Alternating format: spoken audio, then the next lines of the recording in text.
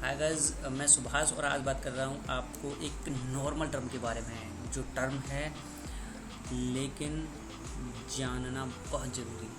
कहने का मतलब मेरा यह है, एक टर्म जो कि आप सब जानते हैं, एसआईपी के बारे में आज मैं बात करूँगा। और कुछ ऐसे पहलू हैं जिनके बारे में जानना ज़रूरी है कि एसआईपी कैसे काम करता है। कुछ इन्वेस्टर्स ऐसे हैं जिन्हें पता नहीं कि एसआईपी काम कैसे करता है, क्या नहीं।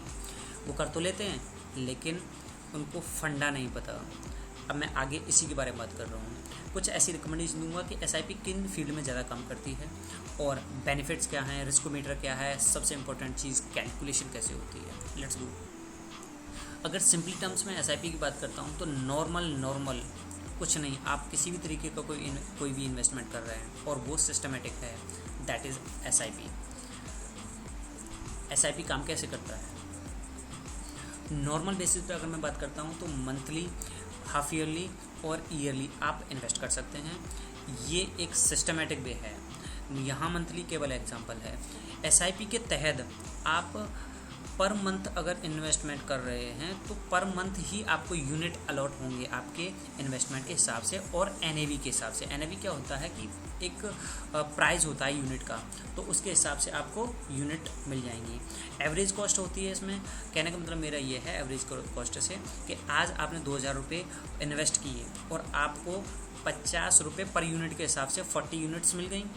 ठीक इसी तरीके से अगर इसी यूनिट की प्राइस बढ़ गई, कहने का मतलब एनएवी बढ़ गई और 55 हो गई, तो आपको यूनिट तो कम मिलेंगी लेकिन बेनिफिट आपको बेस्ट मिलेगा इस चीज़ का कि आपने 50 पर पहले ख़रीद रखी है, तो आपकी एवरेज कॉस्ट होगी वो मेंटेन होगी। देन आगे सबसे अच्छा बेनिफिट भी ये है कि आप किसी भी स्कीम से किसी दूसरी स्कीम में आप स्विच कर सकते हैं कभी भी, और रिडीम भी कर सकते हैं, बाहर बिल्कुल आप निकल सकते हैं। कुछ रिकमेंड देना चाहूँगा कि इन फील्ड में सबसे ज़्यादा काम करती है SIP, equity, debt and combination of both, hybrid. अगर मैं इक्विटी की बात करता हूँ तो नॉर्मल लार्ज कैप में जाएगा, मिड कैप में जाएगा, मल्टी कैप में जाएगा और मिड और स्मॉल कैप में जाएगा। कुछ प्रॉब्लम सॉल्विंग स्कीम्स भी दे दी जाती है जो कि टैक्स सेवर लाइक, कुछ ऐसे हैं चाइल्ड एजुकेशन के लिए बना दी, कुछ ऐसे हैं रिटायरमेंट के लिए बना दी, ऐसे भी हैं। ये प्रॉब्लम सॉल्विंग स्कीम्स होती हैं। डेट फंड्स की बात करता हूँ तो लिक्विड फंड में जाएगी, डायनेमिक बॉन्ड्स में जाएगी एंड गिल्ट लॉन्ग टर्म में भी जा सकती है। ये फाइनेंशियल ऑब्जेक्टिव के हिसाब से होती है कि आपका क्या गोल है उसके हिसाब से, और इन दोनों का कॉम्बिनेशन हाइब्रिड स्कीम। एक इन्वेस्टर्स को मैं एक पर्सनल एडवाइस देना चाहूँगा, आप अगर इक्विटी फंडा को नहीं जानना चाहते, नो प्रॉब्लम, इतना ज़रूर जानिए कि आप जिस स्कीम में इन्वेस्ट कर रहे हैं वो इन्वेस्टमेंट किस में ज़्यादा है। कहने का मतलब ये है, अगर आपके इन्वेस्टमेंट का पोर्शन 65 और इससे ज़्यादा इक्विटी में लगा हुआ है तो आप इक्विटी ओरिएंटेड फंड हैं, इसमें थोड़ा रिस्क ज़्यादा होता है। डेप फंड, अगर आप 60 और इससे ज़्यादा आपका फंड लगा हुआ है किसी डेप असेट्स में, तो आप डेप ओरिएंटेड फंड्स लिए हुए हैं। आगे मैं बात करूँगा रिस्कोमीटर की। रिस्कोमीटर में आप एक इन्वेस्टर के प्रोस्पेक्टिव से मैं बात करूँगा कि आप किस कैटेगरी में फॉल करते हैं, ये आपका रिस्कोमीटर है। अगर आप ज़्यादा रिटर्न लेना चाहते हैं तो साथ में आपको रिस्क भी ज़्यादा लेना पड़ेगा, वो कैटेगरी है एग्रेसिव इन्वेस्टर्स की। ये फोकस करते हैं मेनली रिटर्न पर, उसके पीछे रिस्क कितना है ये थोड़ा कम फोकस करते हैं। मॉडरेट वाले वो लोग होते हैं कि मुझे फोकस तो करना है रिटर्न पर लेकिन साथ साथ रिस्क को भी कवर करके चलना है। कंजर्वेटिव वो लोग होते हैं, ये क्लियरली स्पेसिफाइड कर देते हैं कि मुझे रिटर्न तो कम मिल जाए, नो प्रॉब्लम, लेकिन मैं रिस्क नहीं चाहता मेरे फाइनेंशियल गोल के लिए। आगे बात करता हूँ बेनिफिट की। फ्लेक्सिबल अमाउंट है, आप 2000 कर सकते हैं, 5000 कर सकते हैं, 3000, 7000, 10,000 monthly, what ever you can do, आप कर सकते हैं।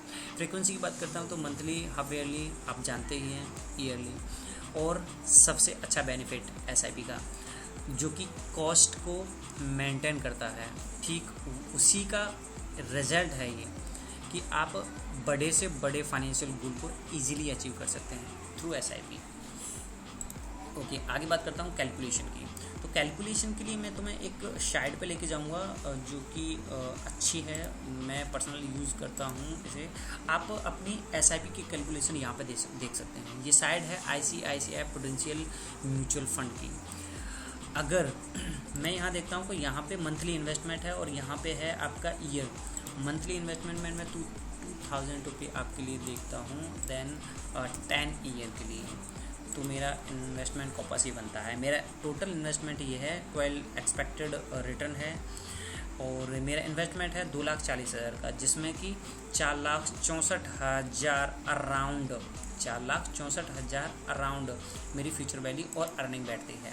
अगर मैं चेंज करना चाहूँ तो चेंज भी कर सकता हूँ, 20 ईयर करके देख सकता हूँ, तो 19,98,000 अराउंड बैठता है मेरा इन्वेस्टमेंट। ठीक इसी चीज़ को मैं एक्सेल पर करके दिखाऊंगा, आपको बड़ा ही बेनिफिट देगा। और एक इन्वेस्टमेंट एडवाइज़र जो अपने क्लाइंट को एडवाइस देते हैं, मैं वो चीज़ बताना चाह रहा हूँ आपको।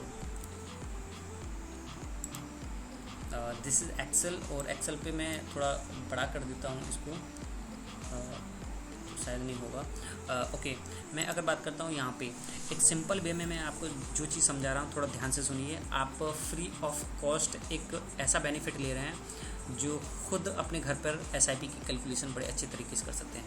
बात करता हूँ मैं 2,000 रुपये पर मंथ के हिसाब से मैं इन्वेस्टमेंट करूँगा, जो कि मेरा ईयर का 24,000 बैठता है। ठीक उसी तरीके से मैंने एवरेज रेट 12% लिया है, इससे ऊपर नीचे होता है, लेकिन ये मैंने एवरेज लिया है। ईयरली का जो मेरा बैठेगा 0.01% का बैठेगा। अगर मैं बात करता हूँ टर्म मतलब टाइम की केस में मैं 10 ईयर लेता हूँ, तो मेरा इन्वेस्टमेंट जो बैठेगा वो 4,60,000 अराउंड बैठेगा। इसका क्या मतलब हुआ? मतलब सिंपल है, मैं आपको एक इफ़ेक्टिव चीज़ दिखाना चाह रहा हूँ, उसके लिए थोड़ा सा वेट करें बस। 10 ईयर के लिए मैंने इन्वेस्टमेंट किया और मेरी अर्निंग कितनी % ज़्यादा हुई। मेरा इन्वेस्टमेंट कितना है? 2,40,000 रुपये। कहने का मतलब मैं अगर 2,000 रुपये मंथली लगाता हूँ तो 10 साल में मेरा इन्वेस्टमेंट जो मेरी जेब से जाने वाला है वो 2,40,000 है। मुझे मिलेगा कितना? 4,60,000 तकरीब। ये अर्निंग कितनी % मेरी बढ़ गई? अराउंड 90%।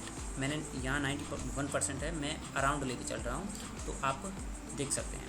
ठीक उसी तरीके से मैं 10 के 15 ईयर करता हूँ और मेरा इन्वेस्टमेंट प्रोस्पेक्टिव चेंज हो गया। बात करता हूँ थोड़ा सा, बस एक सिंपल गणित बताना चाह रहा हूँ, उसके लिए आप वेट करें।